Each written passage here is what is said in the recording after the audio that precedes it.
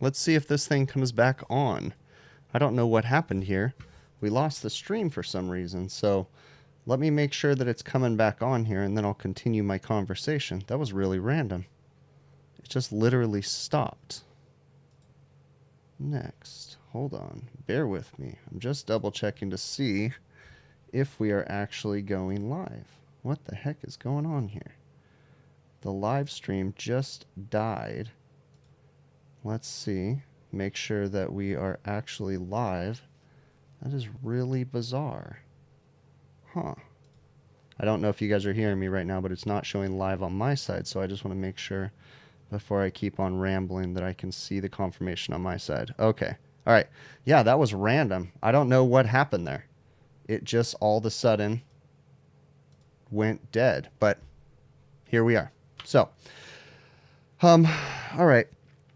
Oh, did it? Okay, so it started back up on the same stream too. Ooh, that's good to know. I don't know how I managed to do that, but that's cool. I managed to get it to start back up on the same stream, so that's a plus. So anyways, with the online suppliers, you know, I'm starting to notice that it's becoming more and more convenient to potentially use an online supplier. Of course, I'm going to try going to my local supply houses first, but guys, these online suppliers are giving the local guys a run for their money. And of course, I want to push people to support the local suppliers. I really do. But, you know, there's something that's frustrating. And I was just having this conversation with my buddy Adam recently. And, you know, I walk into my supply houses and I tell them like, hey, have you seen this new tool? Hey, check this out. Look at this tool that I have.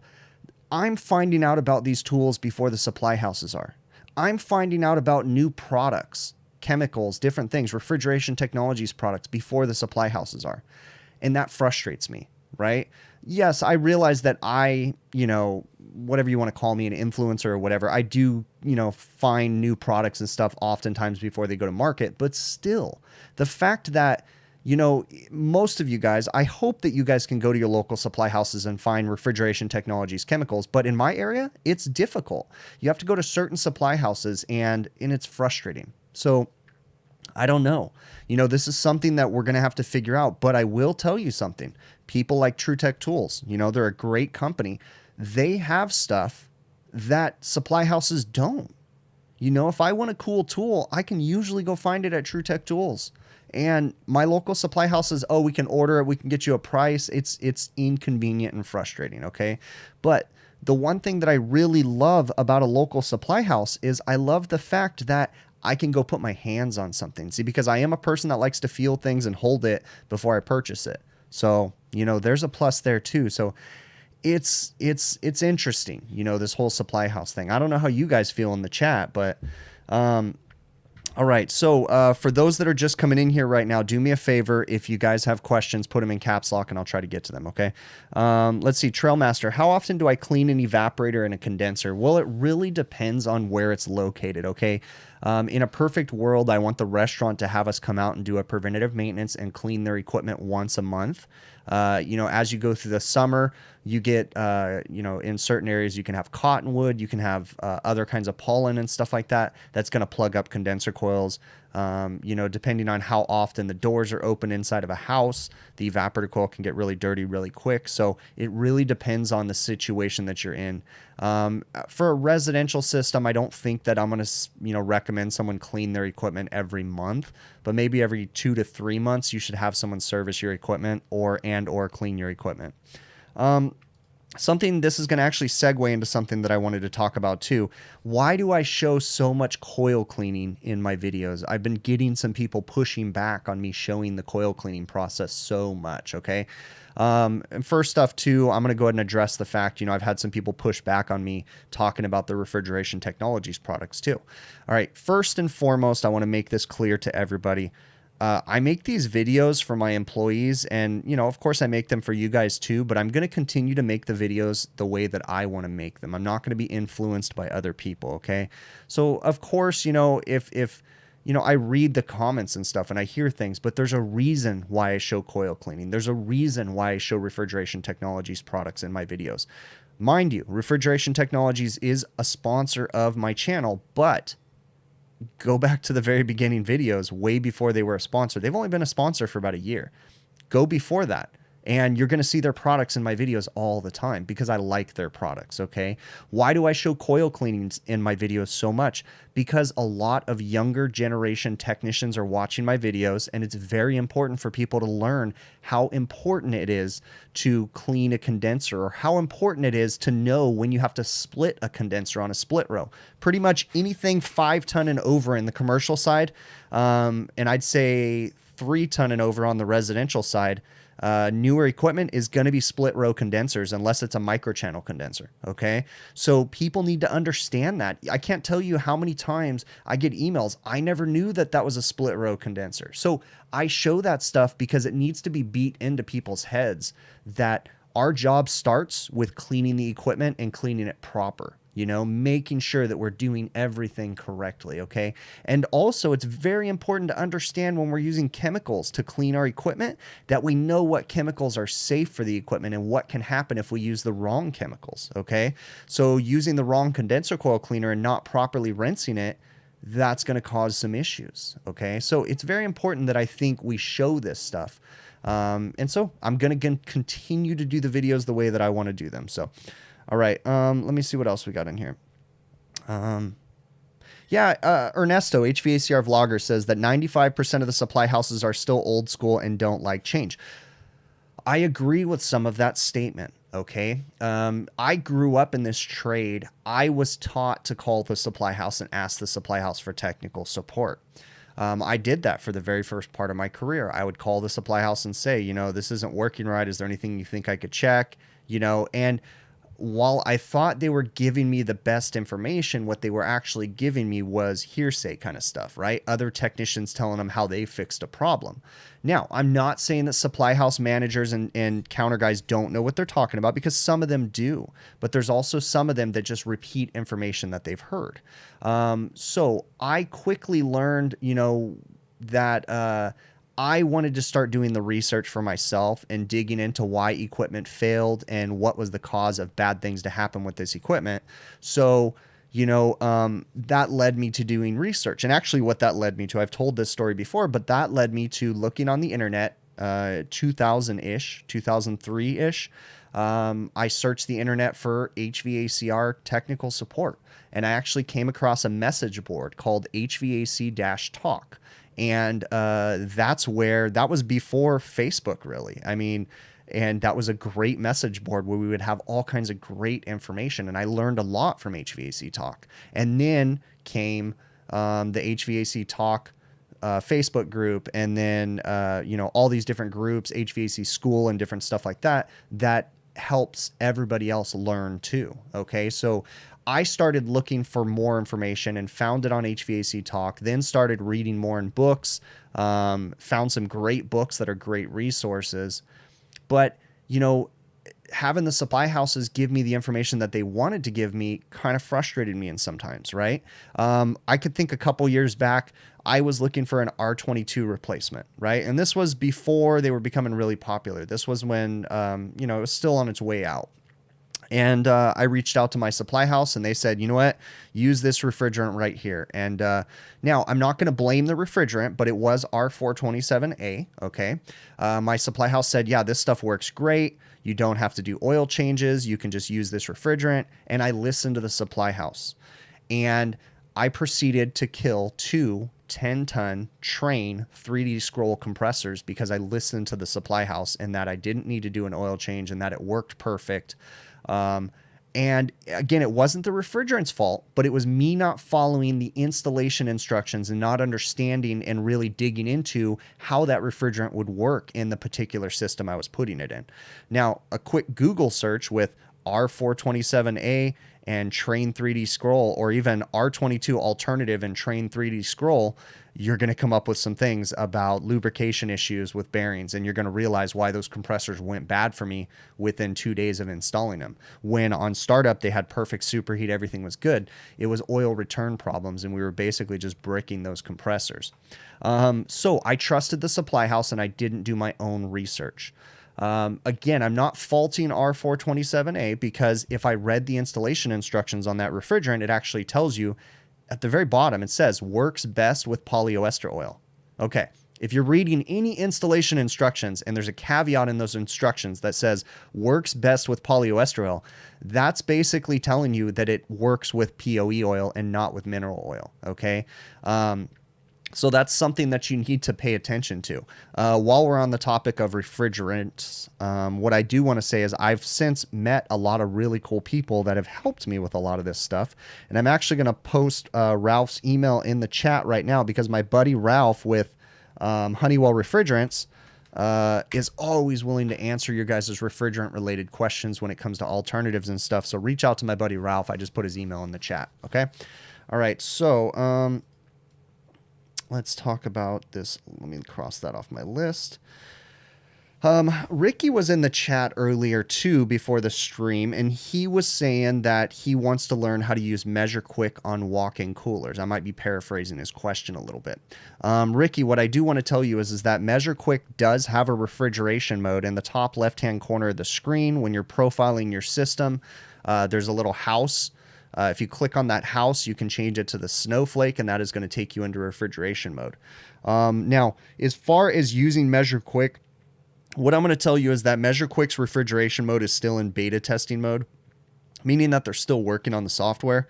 I personally don't use MeasureQuick for diagnostics, you know, like the diagnostics that it produces. I like MeasureQuick because it consolidates all the information and allows me to look at it and come up with a diagnosis based off of what I can see on the tablet. Okay. So I'm not saying that the diagnoses that MeasureQuick would auto-populate would be incorrect. It's just that I do my own diagnoses. Okay. But yeah, it works great with refrigeration. I mean, the cool thing is that you can consolidate everything on the screen and you can see all the numbers right there. And it's awesome. So I'd highly suggest you check that out. I also get this question a lot. People emailing me, commenting on Facebook, what app I'm using when I'm using my field piece job link probes, because their app doesn't look like mine. That's because I'm using an app called MeasureQuick. Okay. You guys can download it on any of the Play Store, the Apple Store, whatever. It's called MeasureQuick, one word. Just download that. It works with majority of the tools out there, at least the most popular ones, the Testo probes, the field piece probes, the Sporlan probes. You know, works with all those, and you can intermingle the probes too, so you can have a few of, you know, each one. So it's an awesome app. You definitely want to check it out. All right, let's see what else we got going on in here. And yes, it was Ricky from the Trailer Park Boys that was asking me that question. So, all right. Do I ever damage myself on the job, and how? Yeah, I've hurt myself. I actually just went through a pinched nerve that I still have the pinched nerve, by the way. It's just calmed down a lot. But I went to a chiropractor and he worked through some things to kind of help it calm down. But I still need to go get an MRI and see the doctor that does the neck crap and stuff. I'm pretty sure I have a messed up disc or something. But I mean, I have full mobility now, but if I move my neck a certain way all the way forward, I can feel the nerve pain go down through my arm. So more than likely I did that at work. I can think of a few instances that, you know, when I was playing Superman, I've done some silly things, lifting things I shouldn't lift, climbing things and not paying attention and running into a roof hatch one time. That sucked. Yeah, there's a lot of things that I've done hurting myself. So yes, I have.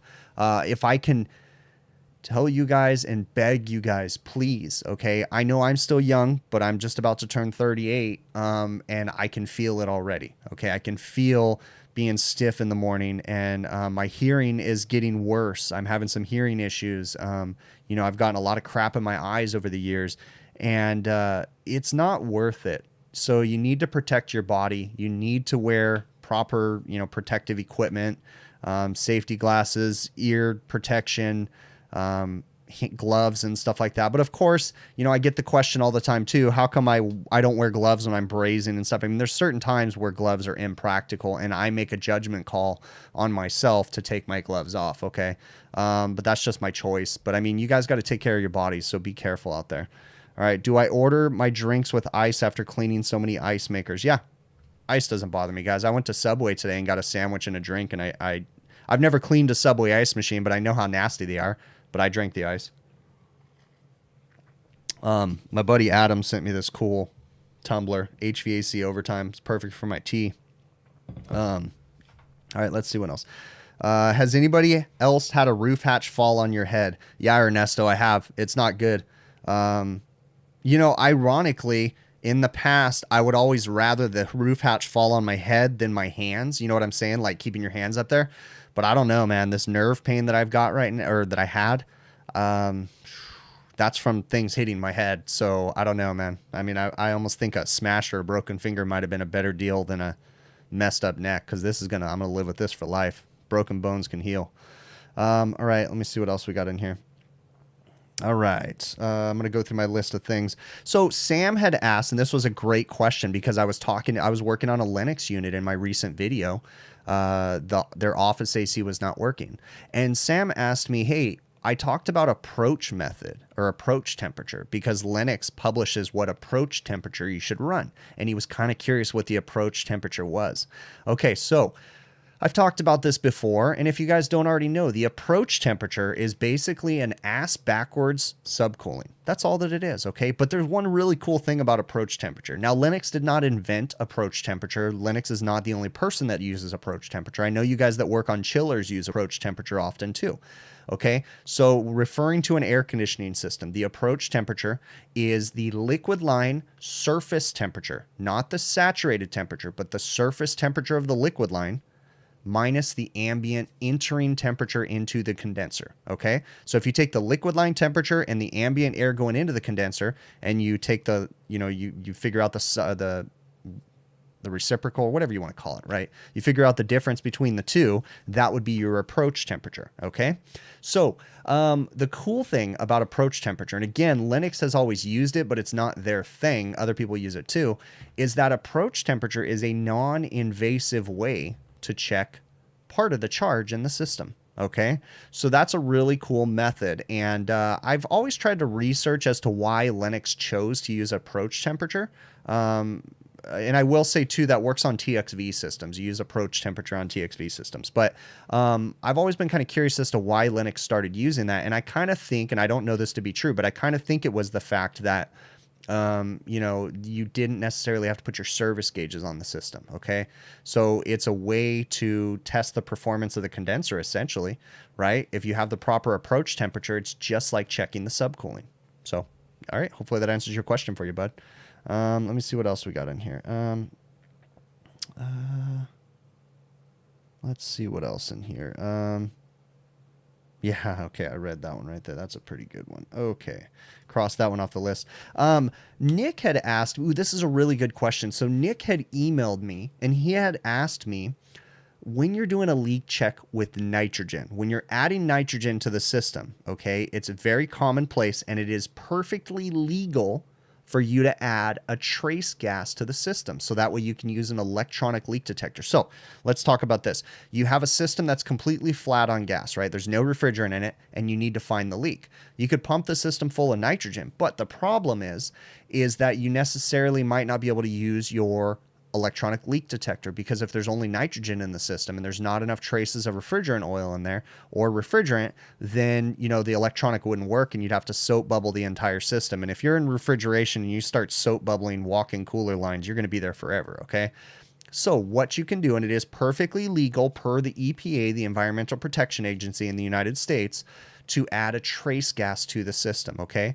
So Nick asks, number one, does it matter what refrigerant you add as a trace gas? Not necessarily, Nick, okay? So, and where he's going with this was he had an R22 system, and he put, I think he said like 2-3 pounds of R22 in there, and he's like, and then put nitrogen in there, but he felt like he would have rather put something in there that was a lot cheaper than R22. Yes, you can put another refrigerant in there because it's the oil you're more concerned about rather than the refrigerant. Now, you don't want to put a flammable refrigerant in a system. You guys got to use common sense, okay? But yeah, you can use another refrigerant, 404, whatever you want to do, just so long as it doesn't have oil in it. Be careful with some of these drop-in replacement refrigerants and or retrofit refrigerants. I can't remember which ones. Some of them were coming with oil already in the refrigerant to try to use. Like there was one brand out there. that added POE lubricant to the replacement refrigerant to try to help with the oil return. So be cautious about that, okay? But yes, you can use another refrigerant, not necessarily R22, in the system, so long, because you're going to end up venting that nitrogen and that refrigerant mixture into the atmosphere before you properly evacuate the system and recharge after you fixed it, obviously, right? So yeah, you can add another refrigerant, and I do that often. In fact, when I work on R20 or R290 systems, if I have a flat R290 system, I will put some 404 in there and put some nitrogen in there and do a leak search with a normal leak detector. That I will do that. Okay. So you can use other refrigerants in there. It's not so much that you're not going to run it with the refrigerant in there, but you're just going to do a standing pressure test, or not a standing pressure test, but you're going to pressurize so you can do a leak check. Yeah, that's fine. You can use another refrigerant. There's nothing wrong with that. Let's see what else. What happened? Back, everything moved. Oh, what happened in the back? Yeah, I know some of you guys are just getting in here. Yeah, I'm just moving my office around a little bit. I'm still in the process of kind of coming up. I'm freeing up some wall space to kind of change things up a bit. I've got those Sporlan posters up there because there was holes there from the trainer board that I had mounted on the wall. So yeah, I'm just moving my office around. I needed a change. I told my wife I really want to. I need a bigger space, to be honest with you, because it's getting really crowded in here. But yeah, so. All right, let's see what else. Do I use dye to find a leak? Pat. So that's a great question, Pat. I'm going to segue that into another question too. So someone had asked me if I've ever used AC leak freeze, leak sealer, leak whatever, insert whatever brand name here. Okay, yes, I have used a leak sealer. No, it was not my choice. No, I would never recommend using a leak sealer in a system. My personal preference. I'm not judging any of you because you choose to use them. That's just my choice, okay? Have I used dye in systems? Yes, I have used dye. I don't like it. It usually ends up disastrous. There's usually dye everywhere, and it stays in the system forever. Even after compressor changes, there's still dye in the system. It's just, ugh. Now, of course, there's instances where dye is appropriate, okay? So yes, I have used dye before. Now, my personal preference is that I really don't like using any additives in the system that didn't come in it. And that includes, the crap, the acid neutralizers and things like that. Like, I don't like using those anymore either. I used those a lot in the very first part of my career. But if you lean on the manufacturers of the compressors, don't necessarily listen to the air conditioning manufacturers or the refrigerator manufacturers. Talk to the compressor manufacturers. And you're going to be very hard pressed to find a compressor manufacturer that approves one of these additives in their systems, okay? i.e. Copeland, Danfoss, Tecumseh. Give them a call. Call their reps. Now make sure it's the compressor reps and ask them, do you guys approve dye in your system? Do you approve leak sealer in your system? Do you approve acid neutralizer in your system? I bet you majority of them are going to say no. Now, you have to be careful, though. Just because one of these manufacturers of these additives says that it's OEM approved, that doesn't mean that every OEM approves it. There's some misleading information on a lot of these products, okay? So, again, do they work? I don't know. I'm not a fan of them. I don't care for them. I have used a leak sealer 2 times in my career because the customer demanded it. It did not fix the problem. I have used dye a handful of times, 4 or 5 times, and I don't know. It's just a mess. The stuff just sprays out everywhere, and it's hard getting it off. It's a mess, okay? So not a fan of using any additives in the systems. Scott Sylvester, how many microns is 1400 M bar? I have no idea, bro. My head is not big enough to understand that. That's a Google question. So let me see what else we got going on here. Why is evaporator exit temperature so important? Frank F. Guan, I'm assuming you're talking about like using target evaporator exit temperature or something like that. Okay, I don't know where you're going with that question, but evaporator exit temperature is one of the things, the surface temperature is one of the things that you're going to use to determine the superheat, okay? If you take the saturated temperature in the evaporator 2, we can measure the performance of the evaporator, okay? How much refrigerant or how much heat the system has absorbed by checking the evaporator exit temperature. I'm kind of guessing as to where you're going with that question, okay? So essentially, we're going to test the performance of the evaporator by testing the suction line temperature, taking the saturated pressure, and figuring out the difference between the two, and coming up with our evaporator superheat. We can see how well that evaporator has done, or how well it's performing. So I don't know if that's where you're going with your question on that one, bud, but feel free to send me an email to hvacrvideos@gmail.com if I didn't answer it enough, okay? Let me see what else we got in here.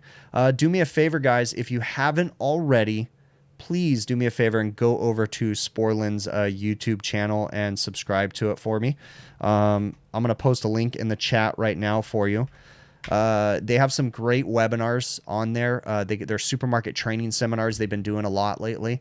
They're not doing one this week, but they were asking if I could remind you guys about their channel. So check out their YouTube channel, guys, and help to support my channel by subscribing to theirs, okay?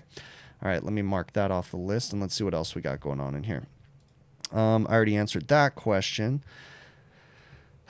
Nikki had asked me, she's a technician, or I'm assuming she's a technician or a maintenance person at a facility, and she's seeing a lot of ice in the walk-in freezer, okay, on the walls, on the floors, on the fans and everything. So when it comes to a walk-in freezer, ice in the system is typically some kind of moisture and or warm air getting inside the box by whatever means, okay? It could be by someone leaving a door open. It could be by a defrost going on too long, something like that, okay? Walk-in freezers can be tricky. The most important thing that you need to start with a walk-in freezer is the door needs to shut, the door needs to seal. It should have spring closing hinges on there. I have customers that say, I don't want spring closing hinges because they just go bad. I'll shut the door. They don't shut the door. You need spring closing hinges on a walk-in freezer, okay? You also need a door closure on there too. I don't care how good you think you are.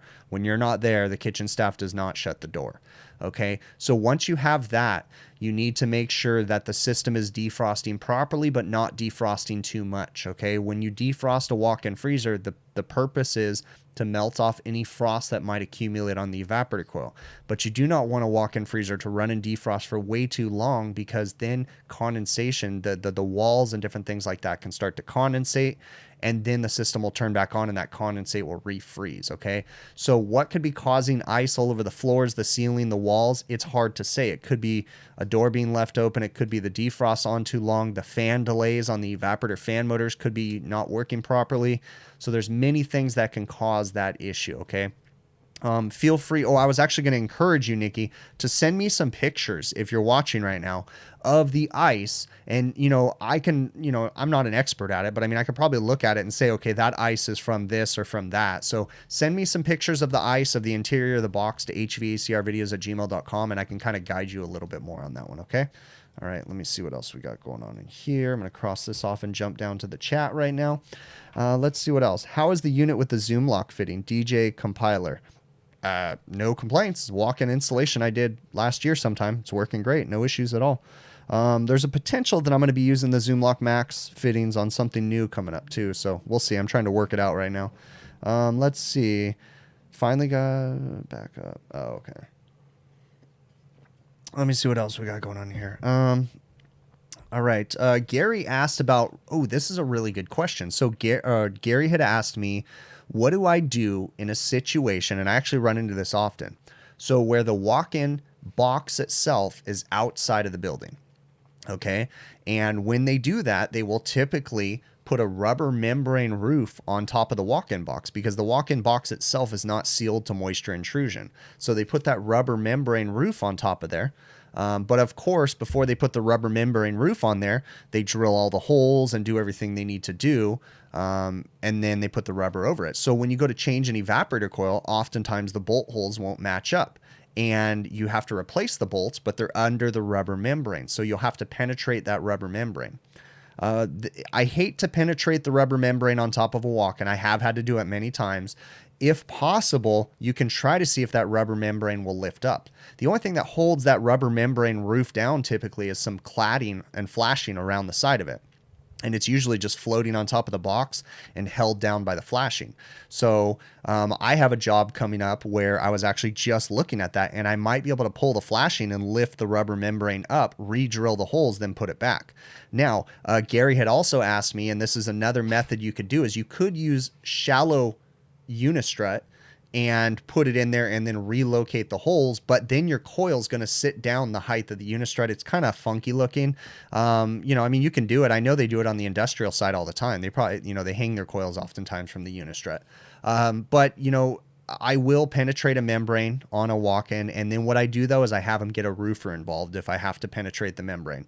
I'm not going to be responsible for sealing that up, so I'll do what I have to do, make sure the customer's okay with it, drill the holes, bolt it down, and then I'll tell them to get a roofer to come in behind me, and he'll usually use like a rubber roof compound that goes on there.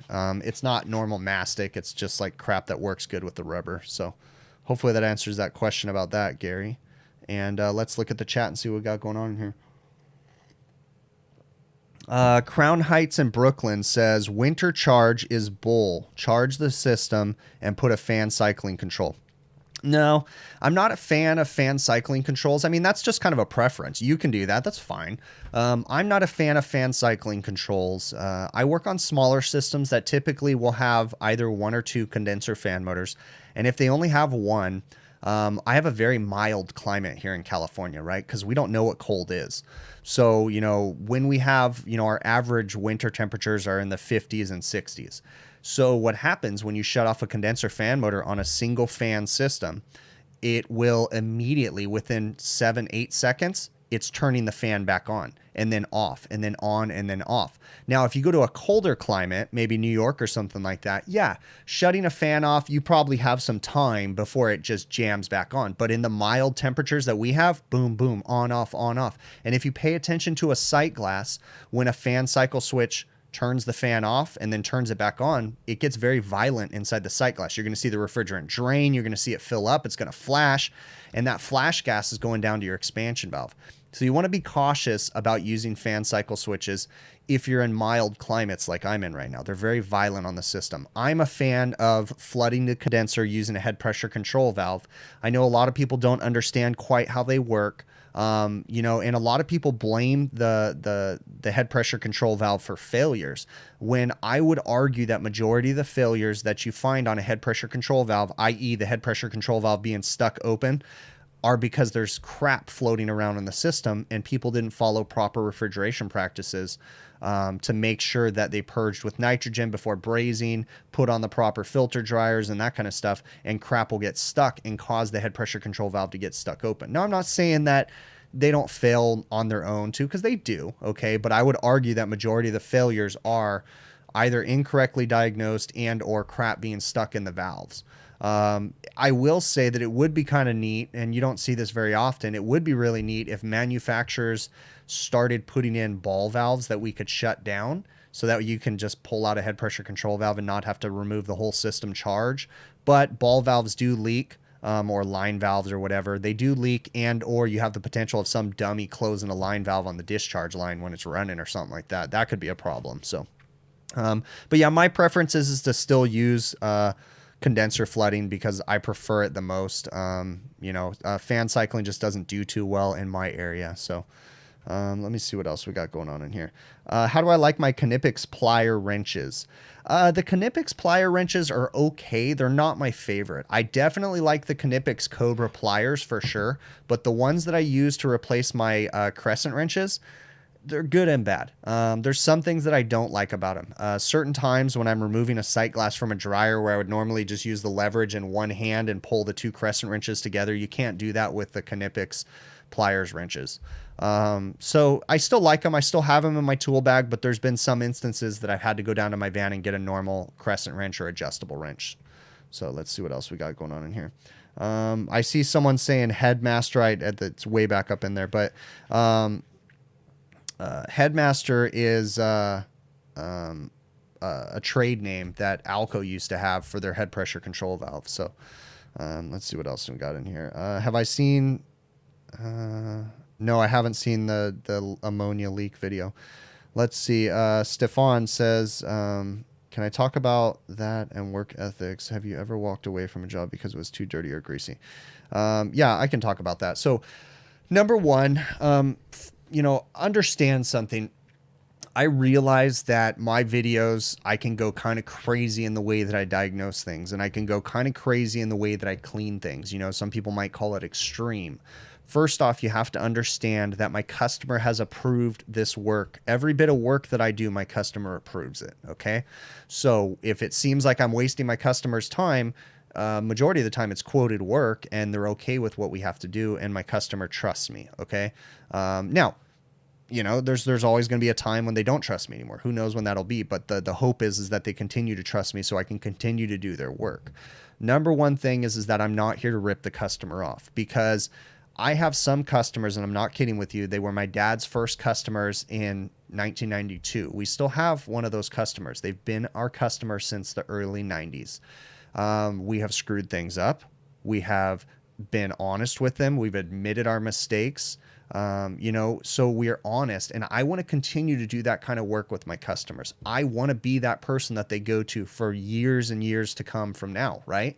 So it's not worth it for me to make an extra $1,000 from my customer today, because I want to continue to do their work over the next 20 years. Okay. So honesty and integrity is the number one thing when it comes to that. Right. The customer, I'm always trying to look out for their best interests. I'm trying to be honest with them, let them make the decisions, but I'm trying to be honest and fair and give them a big picture diagnosis. Okay. They don't always go for the big picture repair. I've said that many times, but treating your customers right goes a long way. Okay. Now, one of my customers, that one that we've had since the 90s, majority of the other customers that I have today are from that work we used to do in the 90s, because managers at that particular chain have left and gone to other restaurant chains and taken us there with them. So then we're working at another chain and another chain and another chain, and it's all been word of mouth from that very first customer that we had. So treating your customers right, being fair, being honest. You have to play the corporate game too. I work for corporate chains. They have facilities departments. I work technically for the facilities department. I do not work for the restaurant management. The facilities department says yes or no. The restaurant manager, they can say no, but the facilities can override and tell them yes. All right. But with that being said, even though I know that I'm not working for the on-site manager, I'm still respectful, honest, and I still keep the on-site manager in the loop. I try to play a game with them, right? Where I make them think and kind of feel like they're having decision-making power, when in fact I know that they really don't, but still I try to make them feel like, they're worth something, right? Because oftentimes in corporations, it can be a mess where, lower management, upper management, all kinds of weird crap. So I just try to play the game and be the intermediary, trying to know when to keep my mouth shut and trying to know when I need to say something too. Okay. So it's a fun game that you have to play, and fun is sarcastic. It's not fun. It's kind of a pain in the butt having to play that game, but it is what it is. But treating your customers right, being honest, teaching your employees right, teaching them the right thing to do, even though, and this is the frustrating part about hiring new employees, training new apprentices. I've had many new apprentices and or people that have worked with me for 1-2 years, and I've trained them, and then they go work for someone else. And it's like, that was a gut punch. It happens, but you got to get back on the horse and you got to train them right. We're not here to be deceptive. We're not here to rip anybody off. You're going to go a lot further if you're honest and fair with your customers. That's my 2 cents at least. Okay. All right. Let's see what else we got going on in here. Let's see. Do I ever turn up a thermostat to turn a freezer into a cooler? And if not, why? No, Gary, that's not how you turn the equipment in a freezer is different than a cooler. The defrost is different. The compressors are different. The refrigerant line sizes are different. Everything is different. So the simple answer to that question is it is very difficult to turn a freezer into a cooler and a cooler into a freezer. It's possible, but if you do it right, it's difficult, okay? Because you're going to be eliminating defrost. You're going to be making sure that the compressor is going to potentially still operate within its standard operating envelope that the manufacturer's recommended it. Remember, compressors are suction gas cooled, right? Walk-in freezer equipment is typically sized bigger than walk-in cooler equipment. So if you put it on if you turn a walk-in freezer into a walk-in cooler, you know, theoretically, you're not going to bring the refrigerant back to the compressor fast enough. If it's outside of its operating envelope, you can have overheating issues and different stuff like that. Now, have I changed freezers into coolers? Yes, I have. Of course, I gave the customer disclaimers. I've changed reach-in freezers into reach-in coolers, but there's a lot of stuff that goes into that. So you have to understand how it works. The defrost being the biggest thing. Walk-in coolers typically are off-cycle air defrost. Walk-in freezers, we have to use supplemental either electric or hot gas to defrost any potential ice. There's limit switches on walk-in freezers. So it's not just a matter of turning it up or down. There's a lot more to it than just that. If I haven't answered any of your questions enough, feel free to send me an email to hvacrvideos@gmail.com. So let's see. Why don't I have test and balance when I do... why don't I have test and balance when I do air handler fan changeouts? Code says that the customer will have to get a test and balance done. Whether or not the customers actually get that done in the long, you know, usually they don't. Okay. But when you change an RTU unit, yeah, technically in certain areas, you're supposed to actually have a test and balance company come out, make sure it's working properly, you know, adjust the air balance. That's proper the way to do it. Most customers don't. I'll do kind of a crude air balance, but I'm not a certified air balancing person. It's not really practical for me to get a certification and have the equipment to do air balance because it's not going to be profitable for me. You have to understand something. I have people ask me all the time, you know, sure, it'll be profitable. You just got to find the customers. The problem with finding work is that I'm not the only person that works here. I have people that work for me. So if I was to take on air balancing, it would only be beneficial if my employees were certified and knew how to air balance stuff too. My guys have enough trying to figure out how to deal with refrigeration and air conditioning problems to add testing and balancing on top of that. So it really wouldn't be practical, and I would more than likely have to hire someone that would do test and balance, and then I'd have to keep that person busy, and it just leads into a bunch of headaches. The same reason why I don't do hot side work too. I just focus on refrigeration and air conditioning, and that's it. So let's see, what am I missing here? I already answered that one.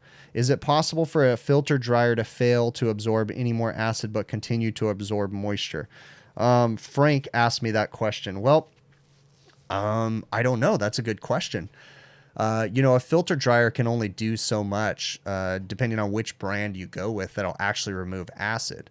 You know, they remove a lot of the byproducts of acid. Like if you're dealing with a Sporlan dryer, you know, it's like an HH dryer really is for wax removal, which is a byproduct of an acid burnout. You know, if you have acid in your system, the best thing you can do is refrigerant and oil changes. Constant new filter dryers multiple times back and forth, do multiple oil changes.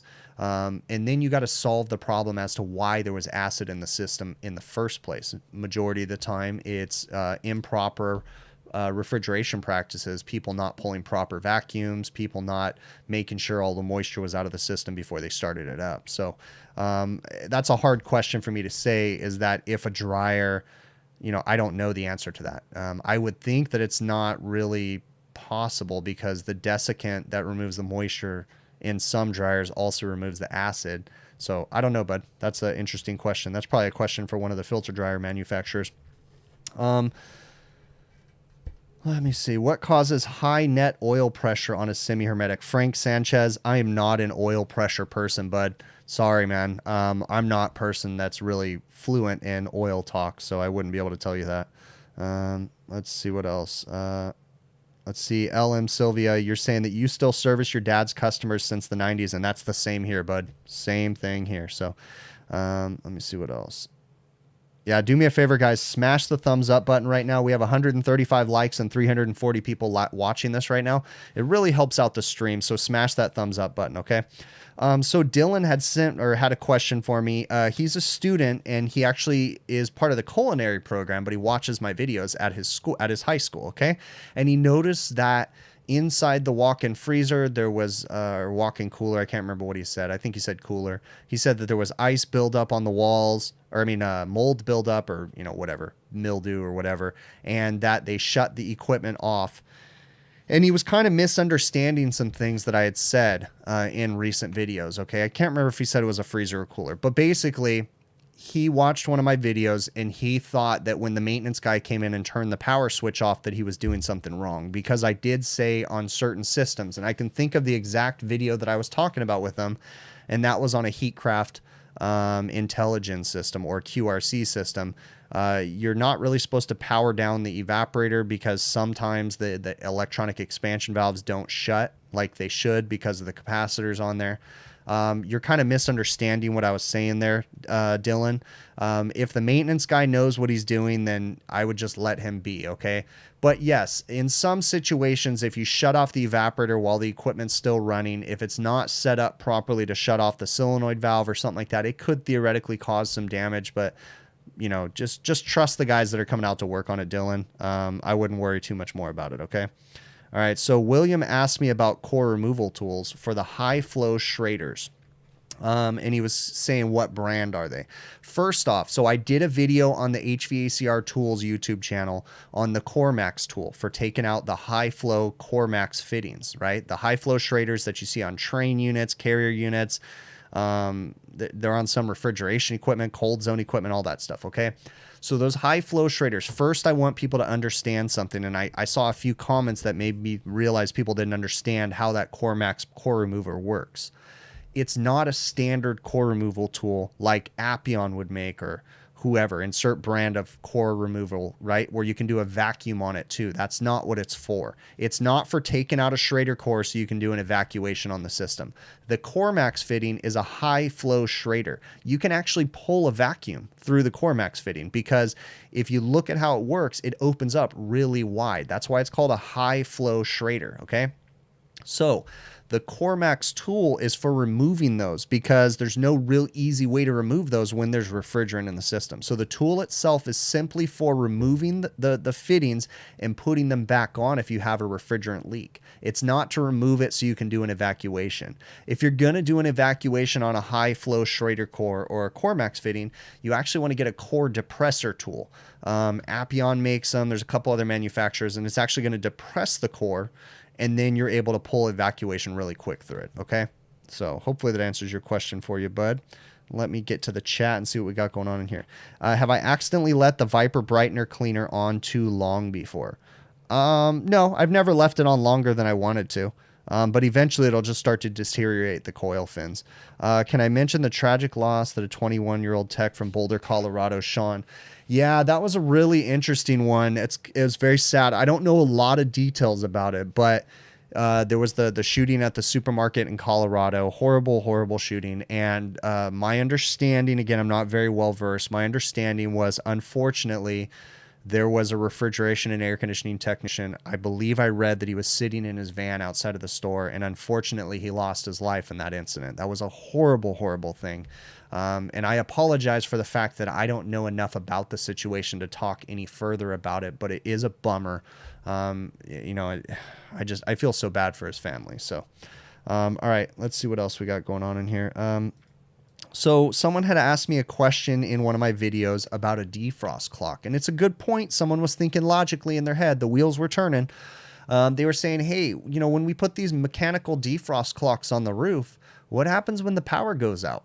All right, that's a really good question. So a couple of the more modern defrost clocks, Graslin has one, Paragon has one.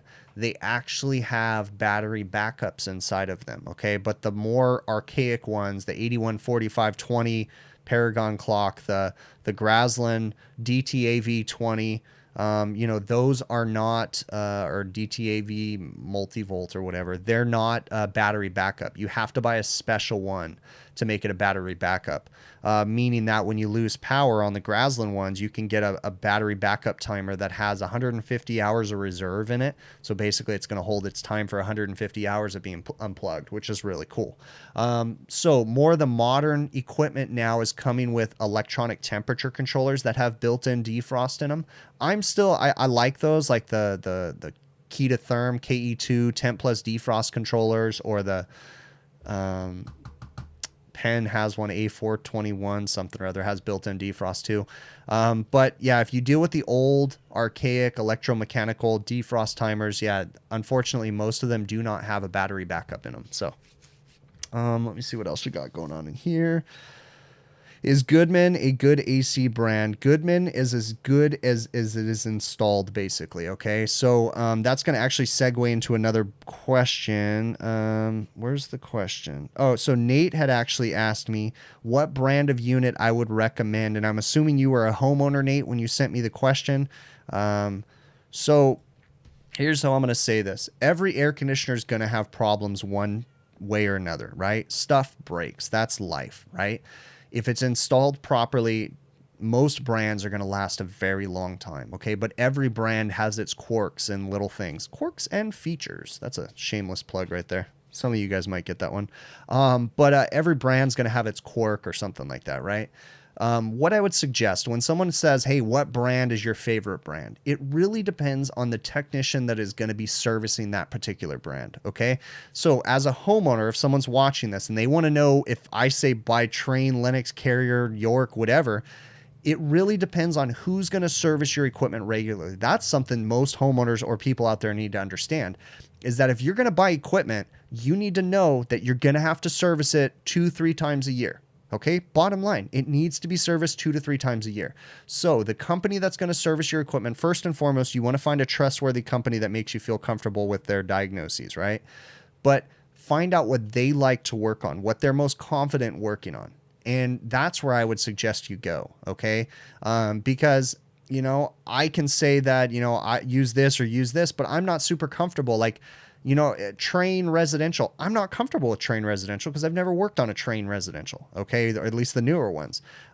So, I mean, I probably wouldn't put one of those in my house because I'm not super comfortable with how to set them up and I don't know the issues and different things like that. But it's not that I don't like the brand. It's just not that it's something that I'm comfortable with. So lean on the person that's going to be servicing your equipment and ask them what they think is the best brand out there. There's not one out there that I'm going to say don't use because they all break and they can all be installed really bad. So let's see what else. Should you upgrade from analog manifold to a digital? Chad, I would highly suggest you do so. Digital is going to give you some great information. And once you go to a digital brand and you get used to it, you're going to realize how easy it is. Now, just because you have a digital gauge doesn't mean that you don't still have to think about what's going on, though, because you have to be able to interpolate when something is being incorrectly read on the digital gauge. My digital manifold can read superheat, you know, but what happens if I put it on the wrong pipes or something like that? So you have to be able to still look at it and know and use some common sense. People that are afraid of digital, you guys need to understand that digital doesn't mean that it's going to do your job for you. You still got to do your job. It just will consolidate information and make it easier and give you more real-time data, basically. So, ever heard of Guardian air conditioning? Are they good? We used to have some old AC units that didn't break anything. Yeah, I don't know about Guardian air. I've heard of it, but I've never really worked on it. How do I find the K factor for vents and grills when measuring CFM? Andres, what you're going to need to do is you're going to need to go to the manufacturer of that grill. So go to Hart & Cooley's website. Hart & Cooley will have a product catalog, and in the product catalog you can find the register and it'll give you the K value and all that different information. So Hart & Cooley or whatever brand you're buying from whatever supply house, they should be able to supply you with the tech data that's going to give you that information, so that way you can calculate CFM accordingly. Let's see, any digital gauges for under $300?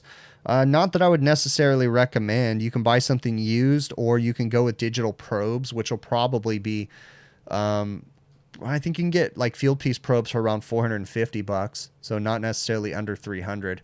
Let's see. What is the best residential option for thermostat when zone is overextended? I don't know, Transit Biker. I don't really understand what you're asking there, bud.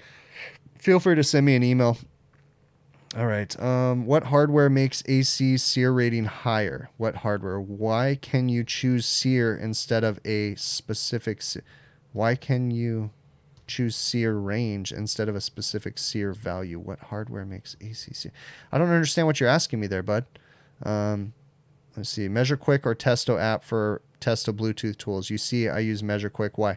I use MeasureQuick because it's Every tool manufacturer out there has their own apps, but MeasureQuick has gone above and beyond on all the different manufacturers that they work with, and they've just made the app so much better. So the Fieldpiece app is a great app, but MeasureQuick just does just a little bit better than the Fieldpiece app. And the same thing with the Testo app. The Testo app is great, but MeasureQuick just takes it that extra step. So, I just prefer to use MeasureQuick. So, all right. I'm going to go through my list. How come I don't see, this is a great question. So I get this one quite often. Why am I not setting up routine maintenances with my customers? Why am I having to go out and clean condensers and change belts like I have? And that's simply because of the craziness that's going on right now. Most of my customers have some sort of routine schedule set up, but because of the crazy pandemic we've been going through, they kind of shit canned all that stuff and have been, just doing reactive maintenance. Basically, when something breaks, they want me to clean it. So as things start getting more opened up as they've been going, I have one customer that already started up their PM program, preventative maintenance, and I have another customer starting it up in April. So we're slowly getting back into the routine of doing normal routine maintenance, but they just stopped it all because of the virus stuff. So I get this one quite a lot too. Why is it that in California we pipe our condensate down the drain and not just let it drain onto the roof? And that is a really easy question. Okay. All of our storm drains go to the ocean in California. So with that being said, or at least the closer that you get to the beach, they go to the ocean. Some of them are below, so they have to pump them, but inevitably they all end up going to the ocean. So if we pipe them into the sewer, majority of the time, we can process and properly clean that before it goes to the ocean. So, and it gets kind of extreme too, because if you go to some of the yuppie cities that are near the ocean, they will actually have code inspectors that will come out and give you a fine if you are washing condenser coils and letting the water go down the drains. Right? So washing a condenser and letting the water go down the drains, they will get you for that because they want it put into the sewers. They don't want it into the storm drains. I haven't had to run into that problem, but I've heard of other companies having to do that. So it's because everything's going to the ocean. They want to catch it and clean it before they dump it all into the ocean, kind of a thing. So in my recent video, the beer Walkin is too warm. I had a bad switch in that one, but I pointed something out that I knew a lot of people were going to be interested in, and that was the booster fans that were mounted right in front of the evaporator fan blades. First off, what were those doing?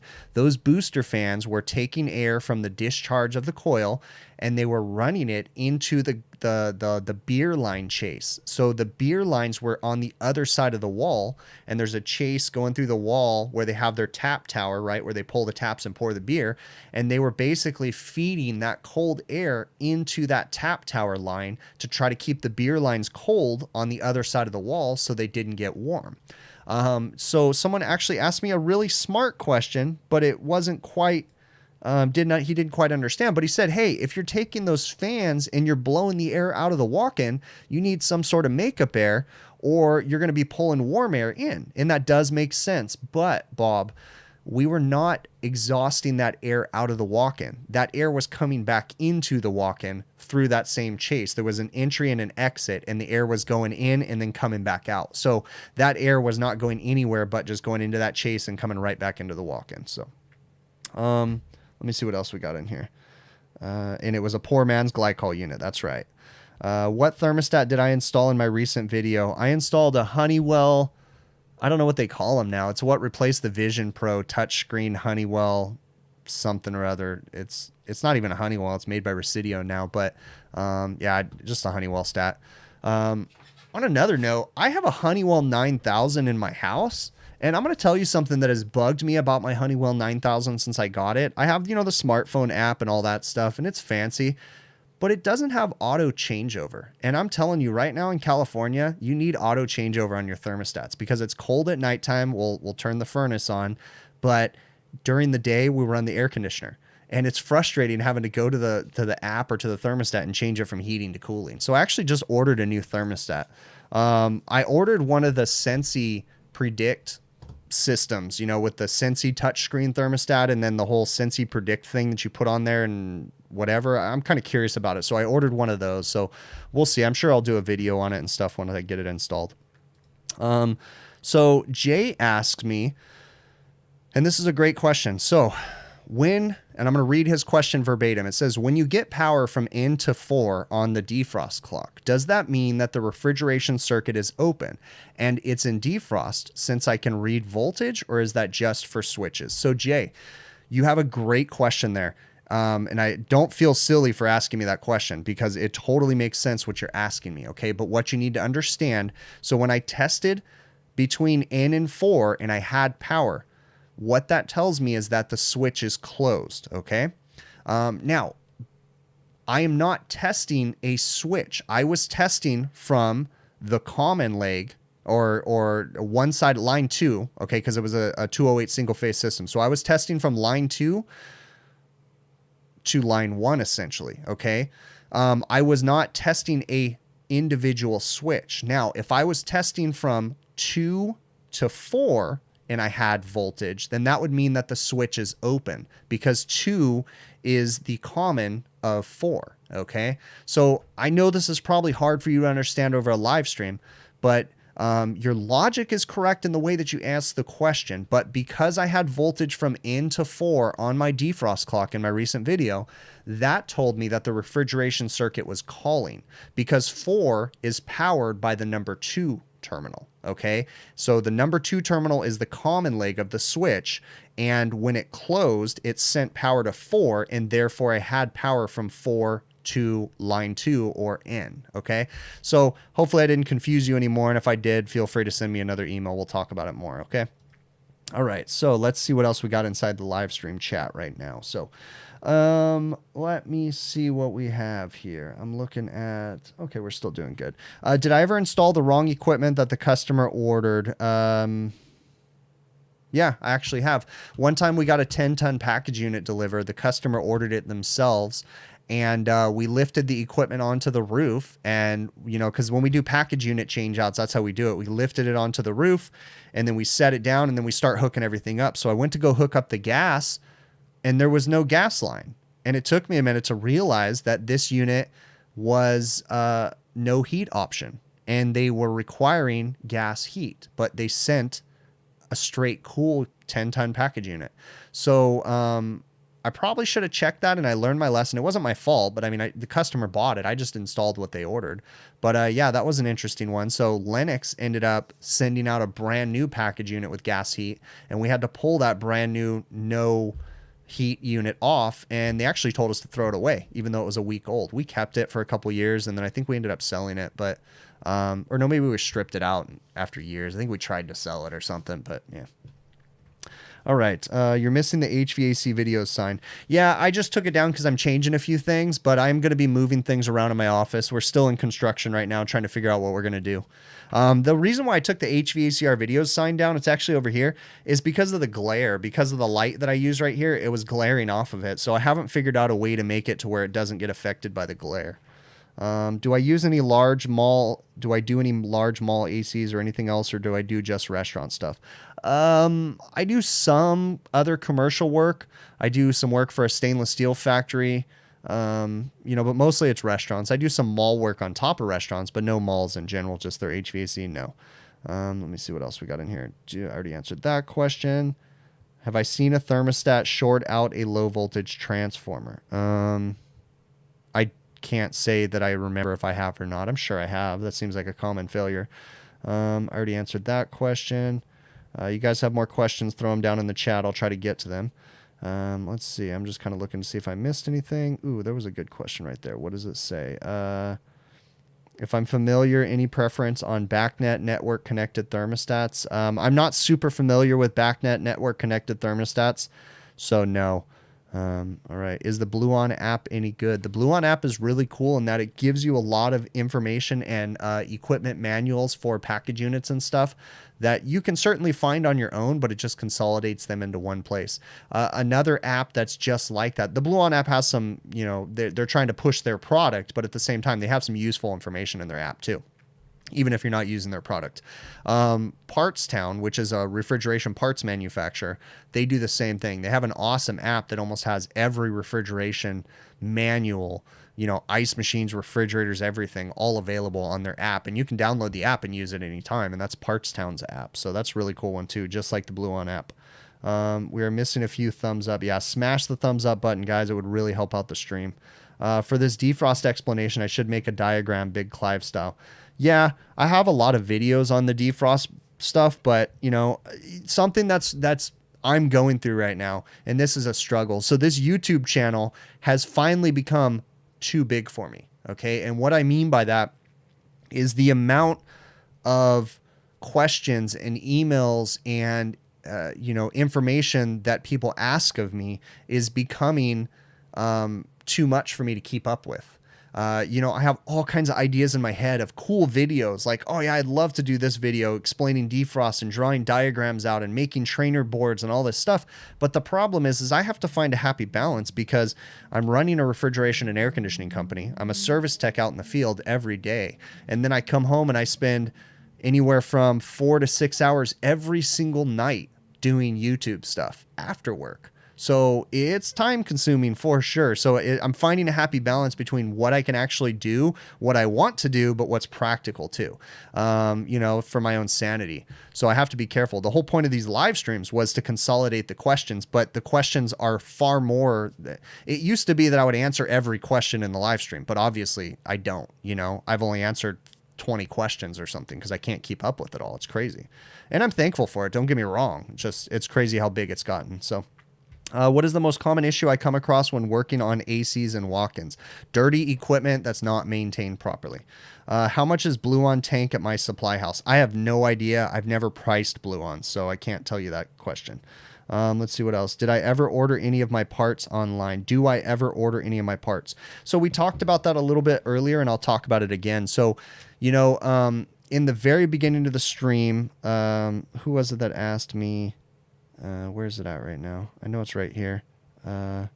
Tom was asking me about online suppliers. And yes, I have ordered some things online, mostly tools though. I try to support my local supply houses as much as possible, but I haven't gone the route of ordering like parts and stuff online. But I realize the times are changing and internet available supply houses are becoming more and more popular. You know, you just have to be careful though. If you order online, what's the warranty? Does the manufacturer honor the warranty? Some manufacturers don't let their parts get sold online. So, you know, it's kind of a struggle on that one. But it's definitely something that the actual brick and mortar supply houses are going to need to be concerned about.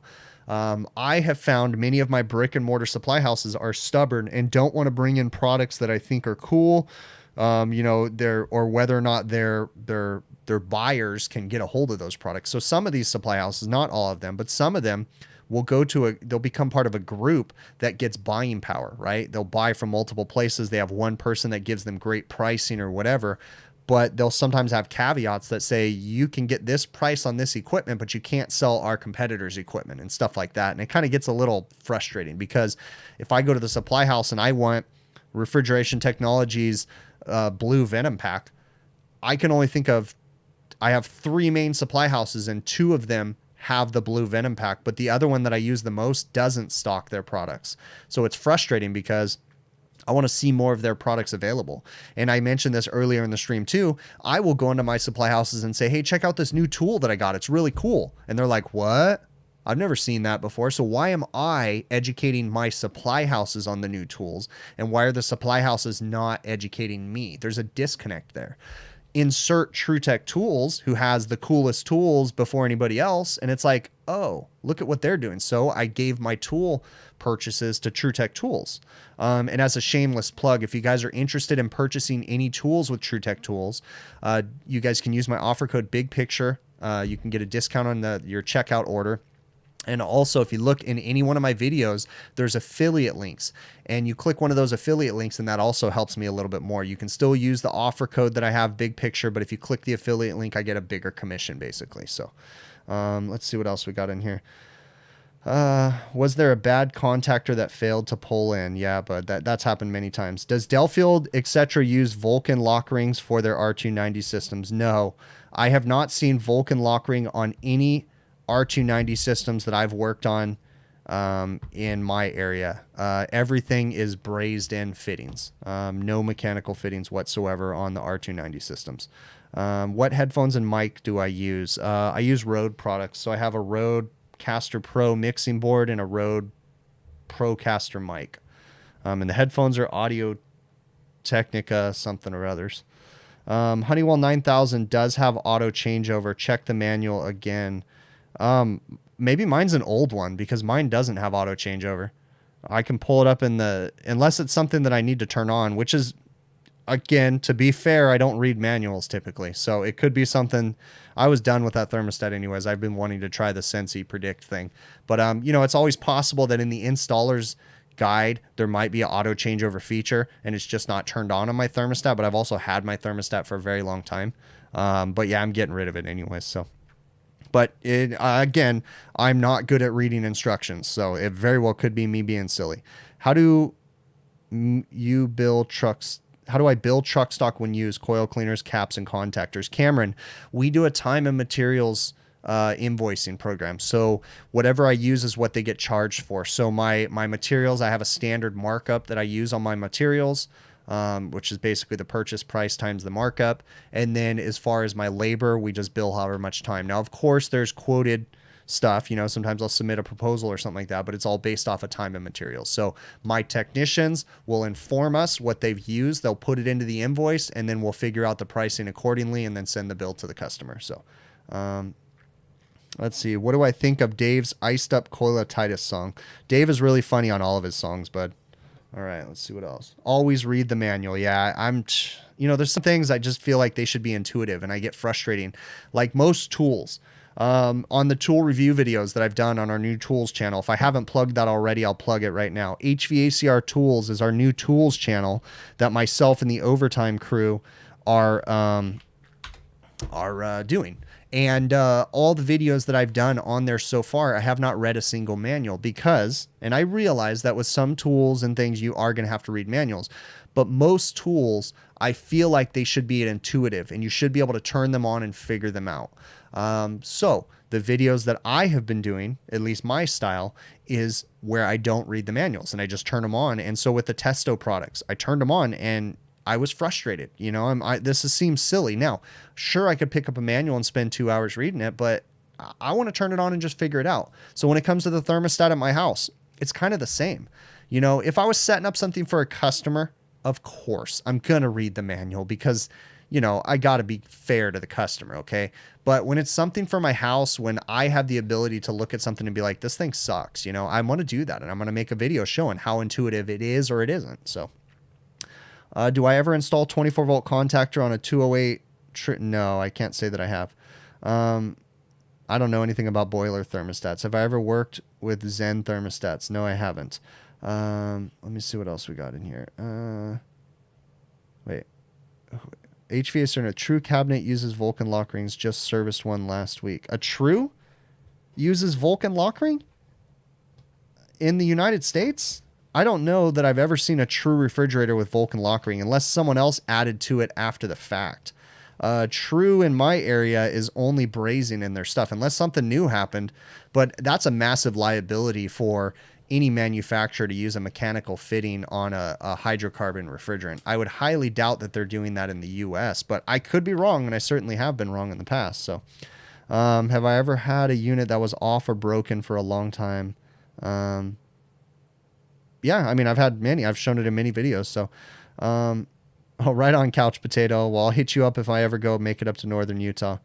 Oh, Cyborg Chic, don't worry. I'm still just as confused on wet contacts and dry contacts. See you later, John McMaster.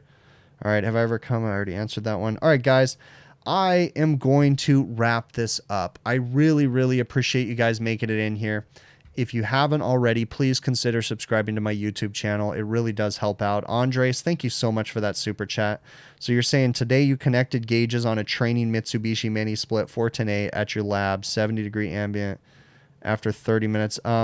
Honestly, I can't tell you whether or not that's good or not. You're going to need to lean on Mitsubishi. A lot of these manufacturers kind of beat to the tune of their own drum. So you need to pay attention to what they're going on or what they say to do, because they kind of have their own way that their equipment works. So those numbers don't mean anything to me without having context and reading the installer's manual and the service manual. So you're going to need to look up the Mitsubishi information to figure that out. Okay, bud? Let's see.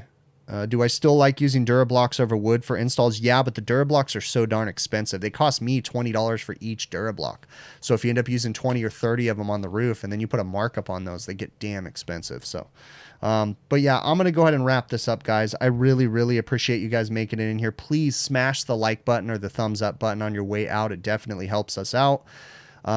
Subscribe to the YouTube channel. Make sure you guys check out the HVAC Overtime YouTube channel. We'll be going live Friday around 6:05 p.m. I'm posting a link in the chat right now with the HVAC Overtime crew, okay? What tip is a dining room AC? Our equipment is typically ran at about 75 degrees. Somewhat is what we maintain temperatures at. So cooling on restaurant air conditioners are typically anywhere between 72 and 75. And then heating is usually 68 or 66 to 68 degrees is where our set points are typically when people are in the building. Stefan, thank you thank you very much for that super chat, bud. So worst job ever. You guys are catching me here. There was one that I worked at. I've talked about this before. So, excuse me for a sec. So there was a job that I did at a local casino.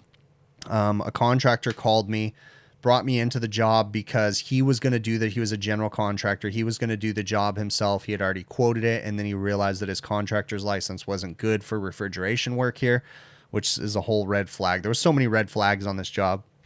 So I went out there, I gave him a quote to do the work. Even after I gave him a quote, I started to realize that they were going to order their own equipment and they were ordering the wrong equipment. So I had to call the manufacturer, correct them and tell them, the situation. So the manufacturer had to change their quote. Then it was at a casino, mind you, a very, very busy casino. And we were going to have to do night work where we're going to be installing refrigeration equipment, running line sets and everything. And, it was going to have to be overnight. So I scheduled everything and I showed up to do the overnight work. And there was a lot more to this too, but I ended up scheduling everything. I had all the materials on site that I needed, lines and refrigeration lines and everything. We had it all delivered and we had all my technicians show up. They had to go through safety trainings. It was a whole nightmare of crap we had to do. I showed up to do the job and scheduled everything with security and everybody. And there was a bunch of construction people there and they were like, you can't do the job now. And I'm like, but we scheduled it for this day. And they're like, we can't shut the casino down. And I'm like, you have to shut it down right there because we had an equipment lift delivered and everything. We're going to be working on a scissor lift, all this stuff.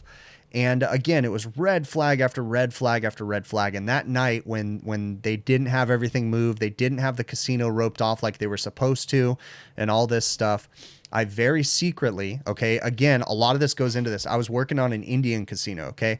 Indian casinos are sovereign nations, right? They have their own rules, their own laws. And I've heard horror stories about removing equipment from Indian casinos, even if they haven't paid for it and stuff like that. So I loaded everything onto my van. Mind you, everything that had, or my truck at the time, I had everything delivered. I had 20-foot lines, refrigeration lines, tons of it.